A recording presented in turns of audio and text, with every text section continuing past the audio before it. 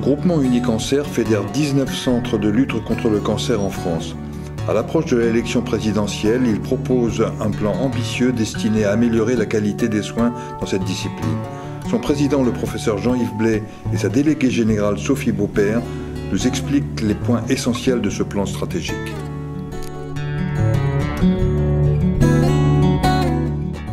Alors l'accompagnement des patients, qu'est-ce que ça signifie? Eh bien, d'abord, on parle de patients, c'est-à-dire de sujets qui ont été diagnostiqués, qui sont en cours de traitement.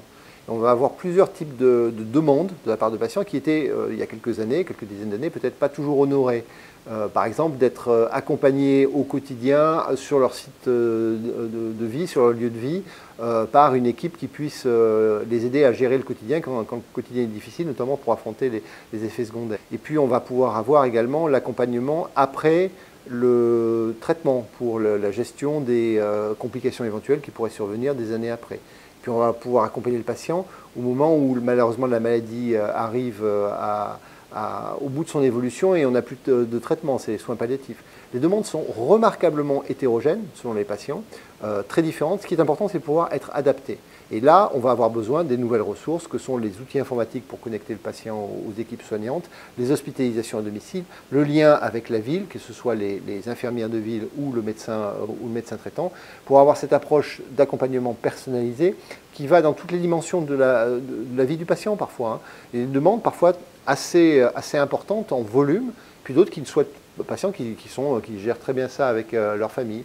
Et d'ailleurs, la famille est partie prenante de l'accompagnement et souvent, il faut accompagner parfois la famille et des stratégies type stratégie de répit pour pouvoir accueillir les patients, pour permettre à la famille de souffler dans des situations qui sont vraiment très, très déséquilibrées. Donc tout ça, ça fait partie de l'accompagnement du patient et c'est donc une énorme dimension à la fois médicale mais également de soins qui s'ouvre à nous. Effectivement, l'accompagnement, il va au-delà de la prise en charge médicale et soignante. Pourquoi? Parce que, comme on l'a dit, les parcours se sont complexifiés et que la santé, c'est un enjeu global. On parle beaucoup d'ailleurs de santé globale. Les facteurs environnementaux, économiques et sociaux jouent sur, là encore, la qualité de vie des patients au long cours. La prise en charge se fait tout au long de la vie. Et donc, il faut avoir une vision qui soit, par exemple, le parcours des patients enfants, adolescents, jeunes adultes, les actifs, les problématiques ne vont pas être les mêmes, le retour à l'emploi ou les personnes âgées. Donc cet accompagnement, il doit être pas seulement médical et soignant, mais aussi finalement social. Et c'est pour ça qu'il faut, par exemple, quand on va mettre en place une HAD en cancérologie, il faut pouvoir avoir évalué de manière très fine aussi les questions sociales. L'isolement, par exemple, des personnes est une vraie réalité dans notre pays. Et cela conditionne après notre capacité à pouvoir, par exemple, proposer une hospitalisation à domicile. Et si on ne peut pas le faire à domicile, il faut des structures plus médico-sociales qui vont permettre de le réaliser. Et cela est très important. Et c'est aussi le décloisonnement finalement entre le sanitaire et par exemple le médico-social qui est important pour avoir cette vision globale aujourd'hui. En analysant la cellule tumorale, on arrivait à déclencher des nouvelles thérapeutiques qui sont assez profondément ce qu'est la médecine. C'est-à-dire que la médecine personnalisée, ce n'est pas la médecine, c'est la médecine tout court. La médecine personnalisée, c'est comme ça qu'elle doit être. Les antibiothérapies, on n'imagine pas l'effet empirique. Elles sont adaptées à la bactérie. C'est exactement la même chose qui est en train de se passer en cancérologie. On guérit.